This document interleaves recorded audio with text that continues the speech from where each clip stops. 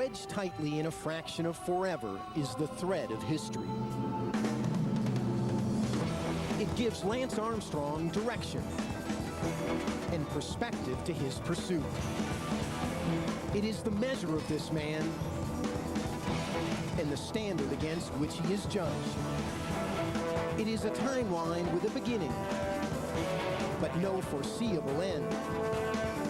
It is marked with milestones reached by those who turn their time on Earth into a test of their limits. Only 4 men have won the Tour de France 5 times. Jacques Anquetil of France, Eddy Merckx of Belgium, Frenchman Bernard Hinault, and Spain's Miguel Indurain. If American Lance Armstrong is to join them, he must first distance himself from Jan Ulrich of Germany, Kazakhstan's Alexander Vinikurov. His road to the record books must go through them and through the outer envelope of his endurance. In the course of human events, this one is the most moving. For 100 years it has come to the people, made rolling tapestries of the roadways and proving grounds of the path to Paris. His ride may take him into history in the Tour de France.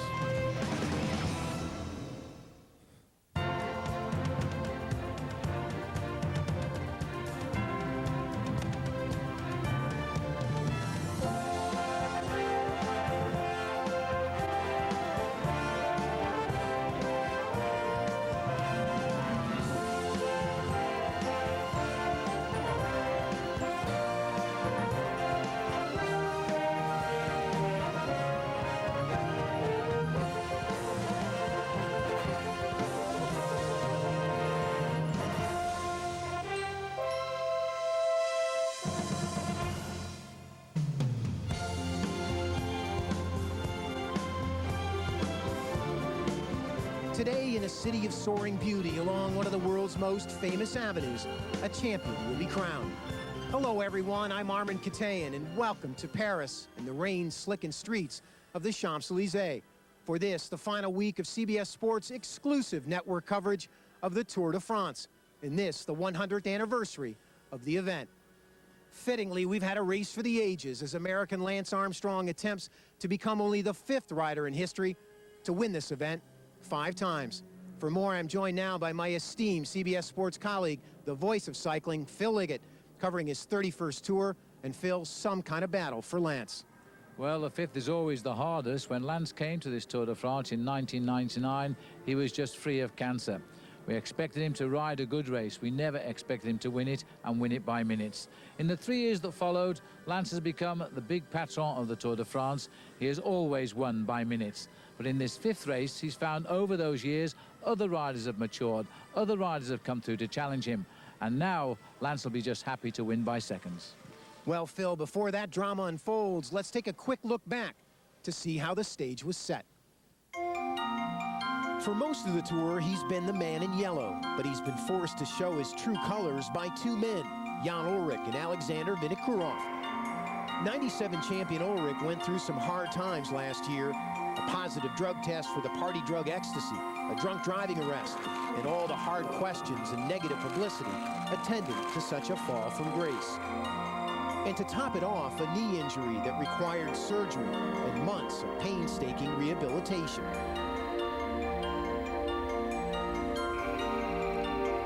He returned to the tour with a new team, Bianchi, and a different outlook. Laying down his chances to win with a view instead of tours down the road.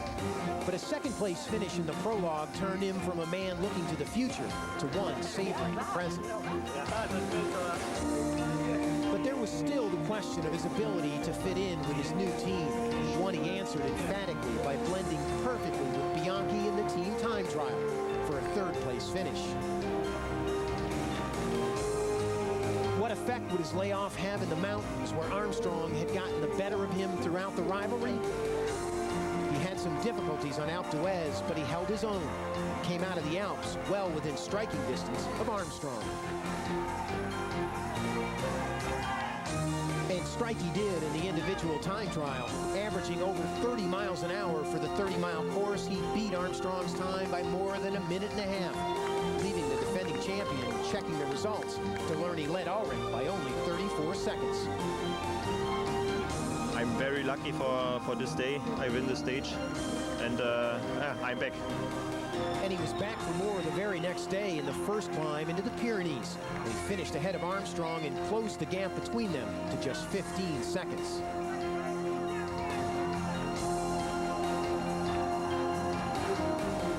Ulrich is a former teammate of Telecom's Alexander Vinikurov. The 29-year-old was a silver medalist at the Sydney Olympic Games, and he is a hero in his homeland of Kazakhstan. He has been inspired by the memory of countryman Andrei Kivilev, who died this spring in a fall during the Paris-Nice race. Vinokurov dedicated his stage win at that race to his fallen friend. Alpe d'Huez was the site of his first explosion of the Tour. He churned his way to a second-place finish and ended the stage just a minute and change behind Armstrong overall. It was Vinikurov who again supplied the fireworks the very next day, launching an attack that would require responses from Armstrong and the man who then held second place overall, Voloky. The urgency created by Vinikurov, who went on to win the stage, had led to Voloky's overreaching on the descent, causing him to lose control, crash, and suffer injuries that ended his tour. Vinikurov's fuse was still burning in the individual time trial. In his best effort ever in this event, he powered his way to a third-place finish and remained right on Armstrong's heels in the overall standings. Then, after riding with Ulrich during the second foray into the Pyrenees, he would close the gap even more, with a forward thrust that was good for third place in the stage, a full 43 seconds ahead of Armstrong. And so it is a three-man race with just a scant few seconds separating the leaders as the Tour heads into its third week, which begins with a formidable make-or-break ascent to the Pyrenees' most perilous summit, Luzardi Den. CBS Sports Spectacular presents the 2003 Tour de France, sponsored by the United States Postal Service, proud supporters of the USPS cycling team.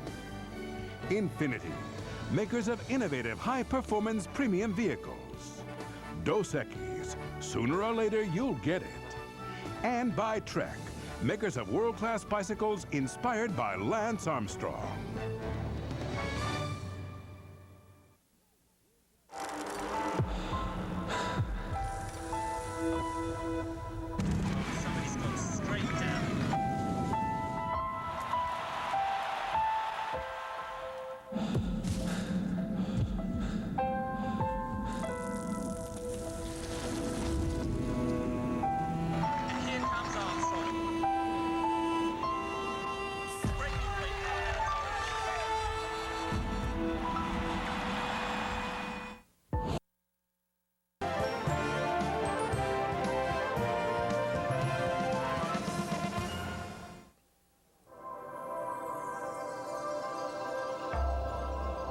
Stage 15 and the state of the Tour, like the upper reaches of the Pyrenees, is cloudy. In any language, this is the most crucial day of the race. Горы все время сложные на Тур де Франции. Alexander Vinikurov, 18 seconds off the lead. Man hat ja gesehen, auch Lenz heute ist schlagbar gewesen und die Pyrenäen kommen jetzt. Also sind, denke ich mal, der Grundstein für die Tour. Jan Ulrich only 15 seconds back. Luzardi Den's a tough climb, and with the Tourmalet before, I think I'd like to have more than 15 seconds. And Lance Armstrong on a lofty but uneasy perch. 6 times in the last 100 years, Luzardi Den has loomed large in the Tour de France. Its significance is well known to the hundreds of thousands who line the route and throughout France.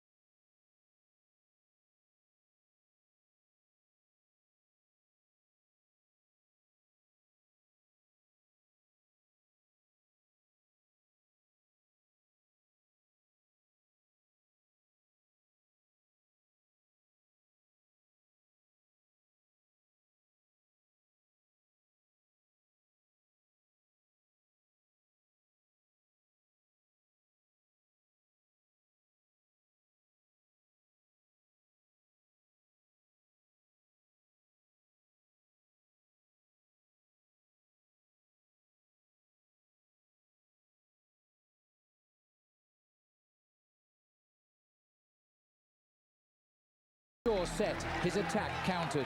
Ulrich leads Armstrong and the Spaniards Mayo and Zubeldia over the summit of the Tourmalet.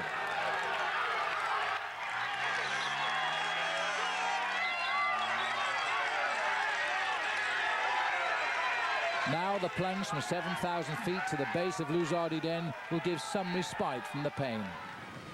Armstrong rides at speeds in excess of 60 miles an hour, testing Ulrich, who is not known for his skillful descending. A mistake here can mean a shorter route to the valley below.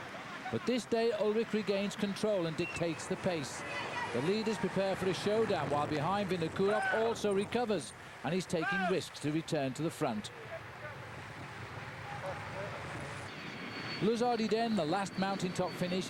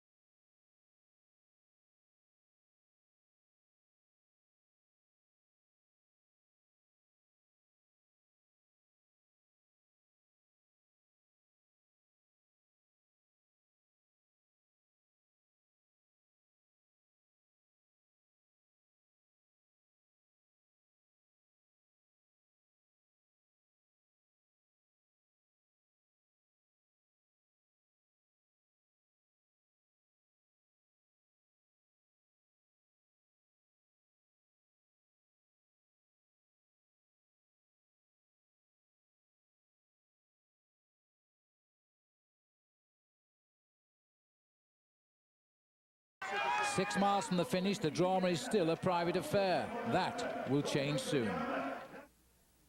Let me show you my nephews. As time went on, they got bigger and bigger. Sherman and I were on our way to 500 pounds. Fate, like vapor, is capable of taking many forms. It can appear as a mountain waiting to be moved by those with enough will to try it. Or it can find form in the hand of a child, innocently but violently interrupting one man's attempt to make his way up a mountain and into history.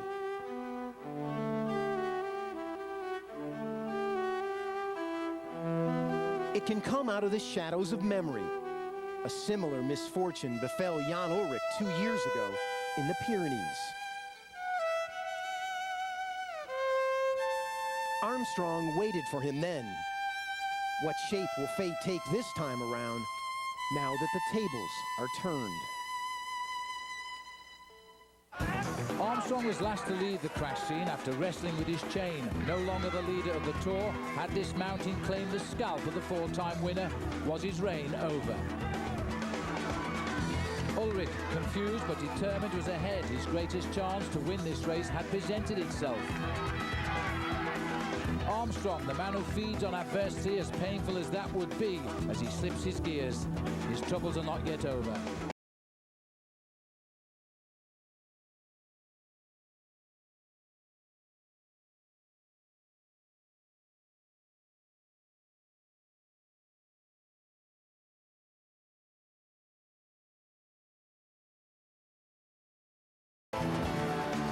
Tyler Hamilton reminds the group Armstrong has fallen. The code of cycling is never hit a man when he's down. They slow.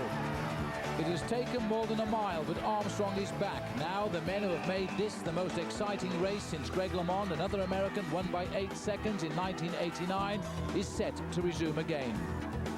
How hurt is Armstrong? How frustrated is Ulrich as his big chance to win is neutralized?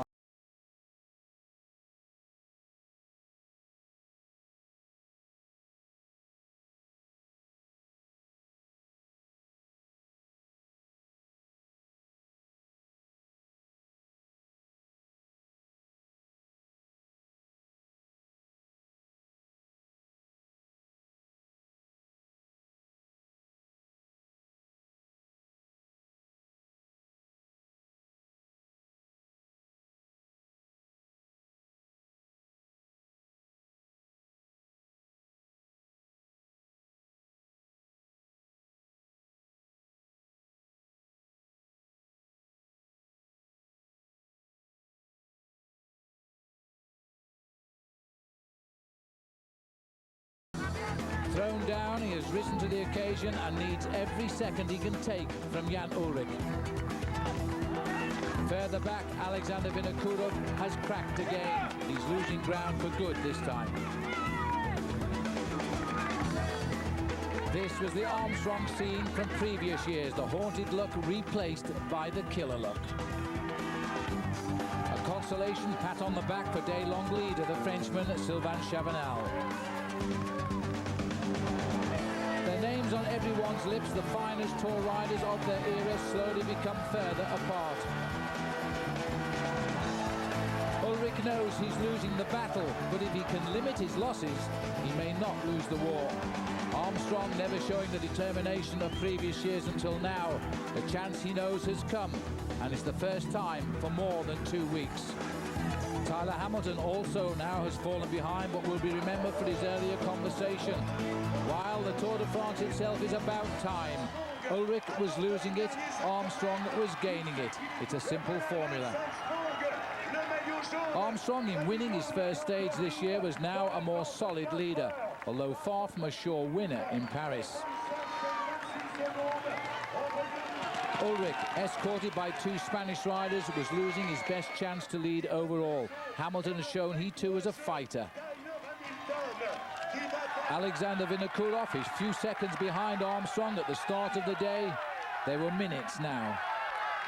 Jan Ulrich had wanted to win too. Instead, he had lost 52 seconds.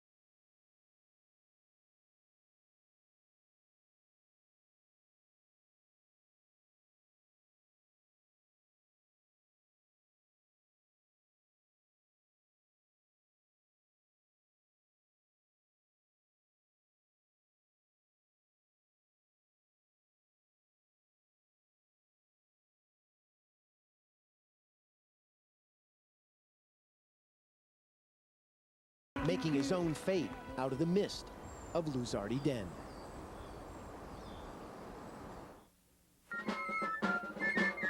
Here in Basque Country, century near the Spanish border, they brought out their best.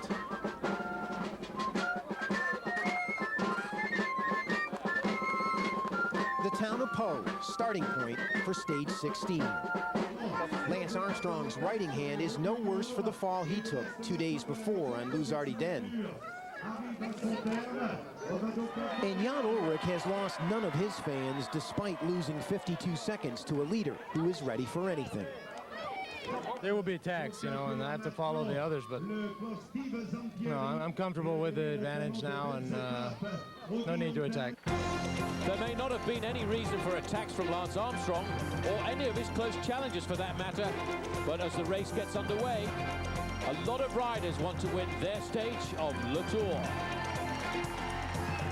The long line shows that the pace is on from the gun. The last day in the Pyrenees is a 123-mile ride from Po to Bayonne, skirting the borders of Spain on a route that includes two big mountains, the Col de Soudé and the Col de Bagagui. There's no need to study the profile as the savage mountains are all around and quite plain to see. After being dropped in the first kilometres and missing the break, Tyler Hamilton is now finding his rhythm and has crossed a gap of 2 minutes from the bunch to a breakaway. The big boys question his move. It's 55 miles to go to the finish over the top of the last climb of the day. Hamilton doesn't care. He sees this as a last chance to grab a podium place in Paris. And he knows his old teammates at US Postal won't chase. He's no threat to Lance overall. Even for a great time trialist, a 55-mile ride is a tough call. So far from the finish, this attack looks doomed to failure. Picking his way through a huge Basque crowd, he builds up a lead of 5 minutes. And calm returns to the pack with USP on the front. Over the top, the 96 Tour winner Bjarne Riis offers advice. Once off the slopes and onto the flat, it becomes a question of will he, won't he? The speed of a pack and logic says there's no way he can survive, but Bjarne Riis begins to think differently.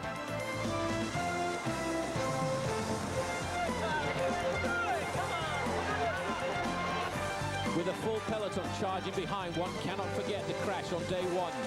Tyler Hamilton went down hard, suffered a double fracture to the collarbone, and against all odds, he's still in the race. And now he's holding everyone at bay. The gap is tumbling, but not quickly enough. After 7 rides at the Tour de France, Hamilton is facing up to his first ever stage win. At 20 miles to go, he held a 4.5-minute advantage, and into town he still leads by 2. One would have said it's impossible, but the watch doesn't lie, and it's going to be enough. The Tour is a special race where men become heroes, battling not only themselves, but nature, the elements, and sometimes logic itself. Tyler has done this ride for himself, his team, and his manager, who's been an inspiration for him on this ride. And even as he steps up onto the podium as only the 6th American ever to win a stage of the Tour de France, he can hardly lift his other arm to salute the crowd in victory. Away from the winner's rostrum, he's congratulated by family and well-known friends for what will go down as a very bold move.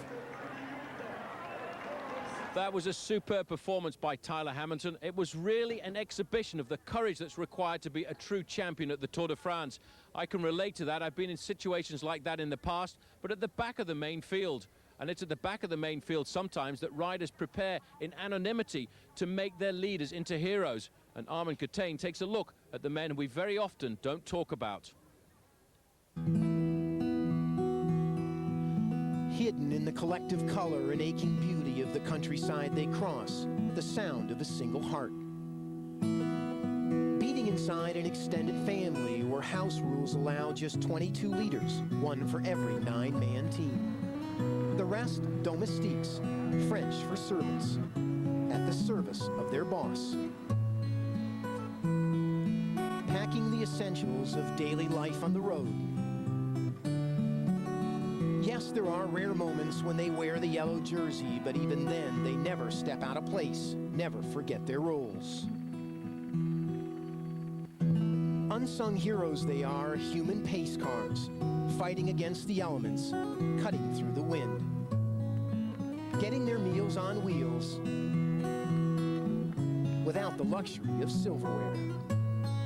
The necessary repairs occur without pause. The only stops unforeseen. The need to endure, to serve, unbroken. Domestiques have rarely won the Tour and rarely will. They soldier on nonetheless. But when a will is broken, the road abandoned. Their private shame becomes public. Their one distinguishing mark stripped away.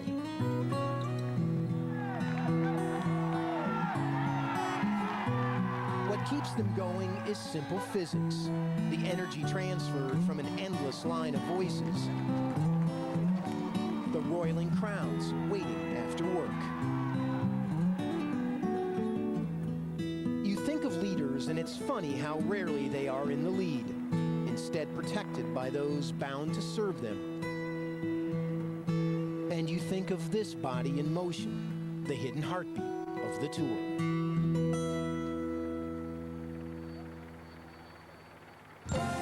Coming up, a two-man battle in the individual time trial, the final test of the Tour. Ready to...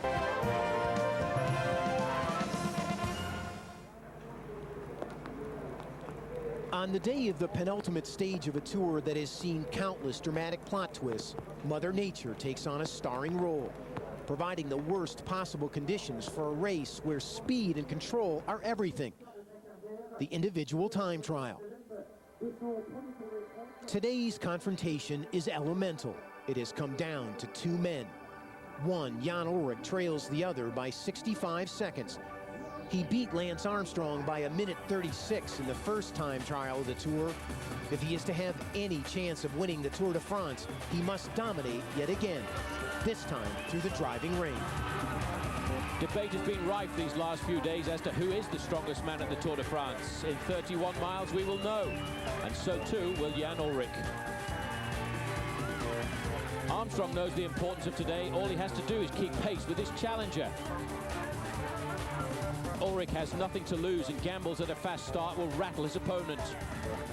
The last seconds tick away. The time has come. With German precision, Ulrich is up to 40 miles an hour.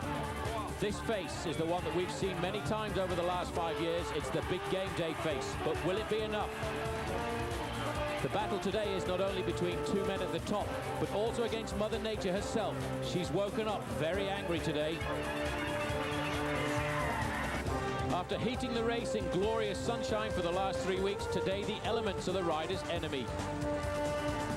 Unofficial time checks filter through. Armstrong has started slower, 6 seconds behind after 1 mile.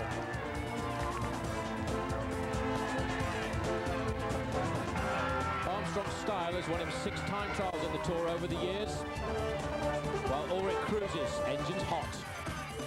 Do they know or care that past history has often given the advantage to the challenger in the final time trial? The Le Mans Fignon reversal on the last day in 1989 has been in our minds so many times this last week. Armstrong has now pulled back the lost seconds and the two men are back at equality.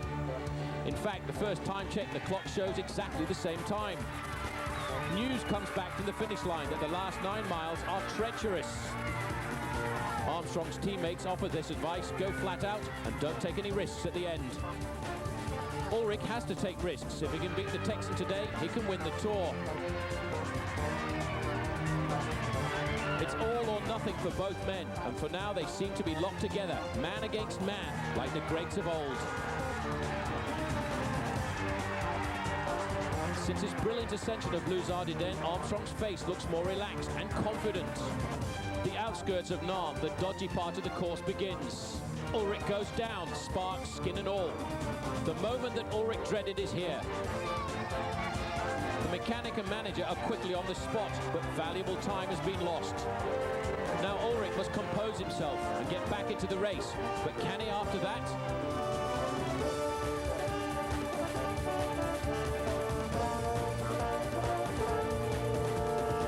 The yellow jersey quickly gets the news via his two-way helmet radio. But when you go down like that, you lose your nerve, at least for a few corners.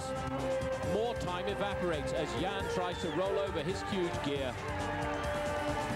Armstrong's ride today is based on only one person, the man who began 3 minutes ahead of him on the road.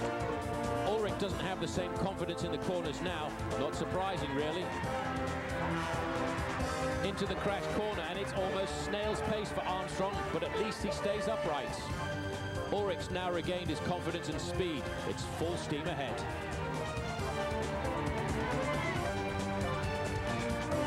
Into the finishing straight, and a glance at the clock tells him the truth that he's been looking for this last 3 weeks. This year will not be the year for the German.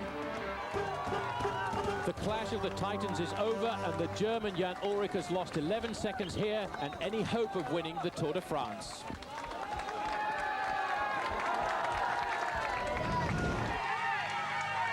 Jan Ulrich takes care of everything within his control, but there's no controlling the weather, and his chances slide away in the slippery conditions. It is a testament to the German's determination that he recovered so quickly and continued.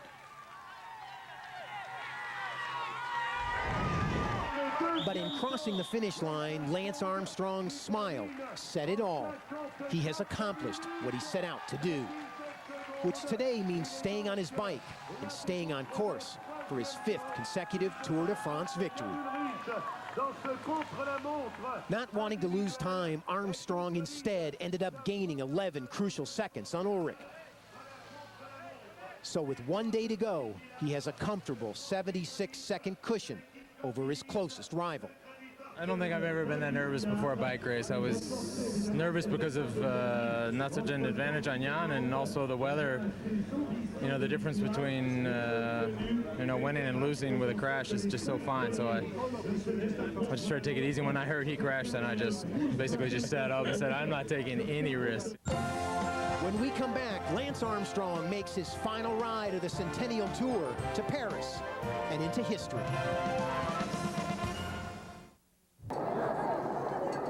About 94 miles west of France's capital city is the starting point for the 20th and final stage of the Centennial Tour de France.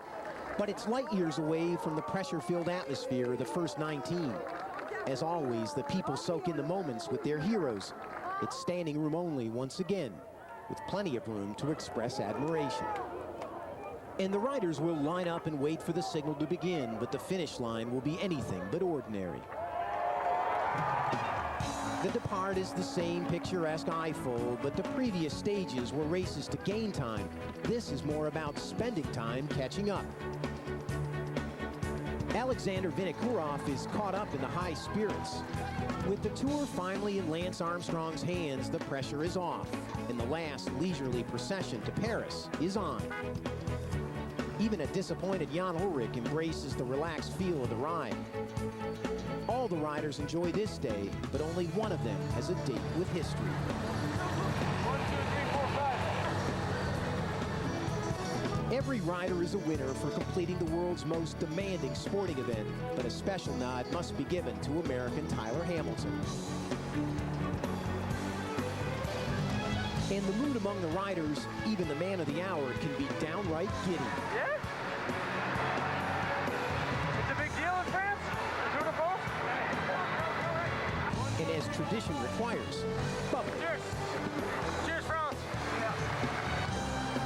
Their battlefields behind them, all they have left is the march home. And the march becomes a triumphant parade once they reach Paris. There is no more appropriate place to honor them than the City of Lights and the Champs-Élysées. It literally means the Elysian Fields, a mythological paradise, the final resting place for those favored by the gods. And it is surely that for these warriors on wheels, where they will finally come to rest after the final turns of the Tour de France.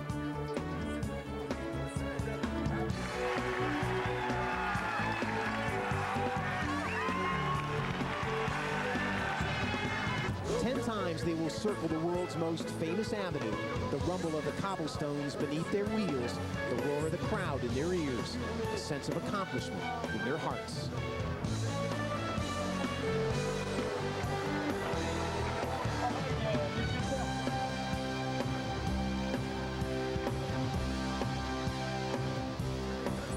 And it is along this historic avenue that Lance Armstrong rides his final stretch into history. In the 100 years of the Tour, he is only the 5th man to win it 5 times. An achievement of such magnitude could have no finer finale.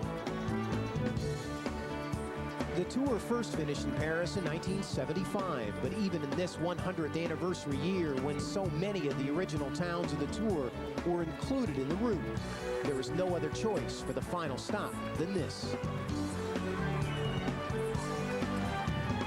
198 riders began the race 3 weeks ago, the number now down to just 147. In a city steeped in history, the Tour's last celebration of its 100th anniversary unfolds.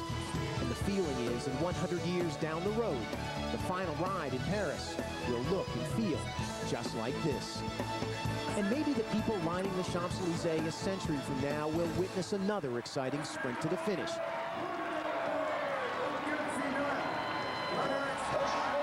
And see another great champion make history in the Tour de France.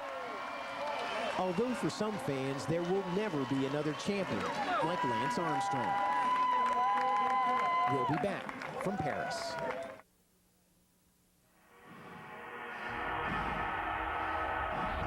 Sponsored by Subaru. Driven by what's inside. LLB. Quality outdoor clothing and gear since 1912. Subway. Fresh-made sandwiches on fresh baked bread. Subway. Eat fresh.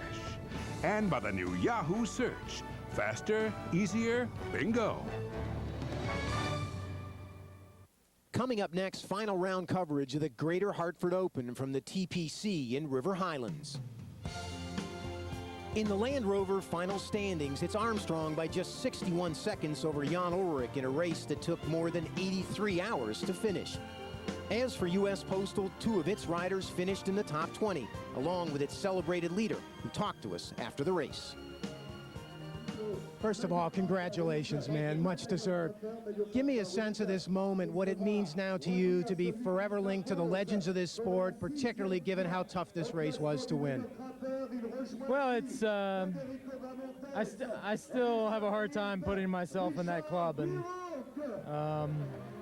this was the hardest of the 5, and it was much harder than I thought it would be close, but this was a lot closer than I guess I had expected, and I wasn't really prepared for that, and it added a lot of stress to life the last 3 weeks. But in the end, it was good to finally have one good day, and that's all I needed. And what can I say? I'm glad to be here. I'm glad to be a part of this team that was without the team.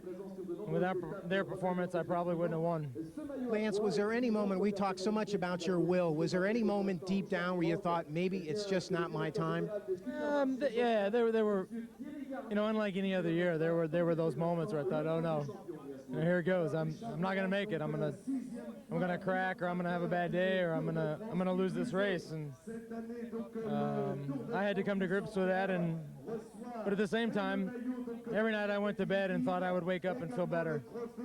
And it happened. I mean, I didn't necessarily make big jumps every day, but I made little jumps, and the day that I needed to be good, it was there. Thank you, Lance.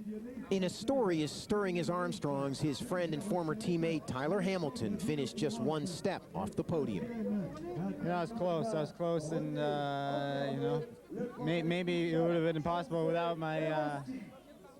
the accident on stage 1. Maybe it would have been possible to be up there on the podium as well. But you know, that's life. In life, you have a lot of ups and downs, and it's how you rebound from them. And I think I rebounded pretty well and did the best with a tough situation. And you know, to come fourth in my first Tour de France, where I was really a team leader, I'm happy about that. So hopefully I have some more things to come. Amazing job, Tyler. Thank you. They gave it their all and gave us a race to remember. A race that extended the legacy of an inspirational athlete, husband, father, and friend, who's made a ritual of reaching mountaintops. A race that firmly placed him on a singular pedestal. A race that took over 2,000 miles to teach us something we should have known all along. Maybe it was because he made it look so easy the first 4 times around, or maybe it was his near mythic comeback from cancer. But somewhere along the way, we forgot Lance Armstrong was human, and it took a historic 5th win in a race for the ages to remind us. After surviving one crisis after another, Armstrong rightfully placed himself among the true legends of his sport. What he did at Luzardi-Den was something else. It was there, knocked to the ground, that Armstrong looked more mortal, more human than ever. What he did once he got up was simply one of the greatest moments of modern sport, lifting Lance beyond the summit of cycling and into the rarest of air, the air of immortality. For Phil Liggett, Paul Sherwin, producer Victor Frank, and our entire CBS Sports team here in France, I'm Armen Keteyian. Thanks for joining us, and we hope to see you again next year. But for now, we leave you with our images of the 2003 Tour de France.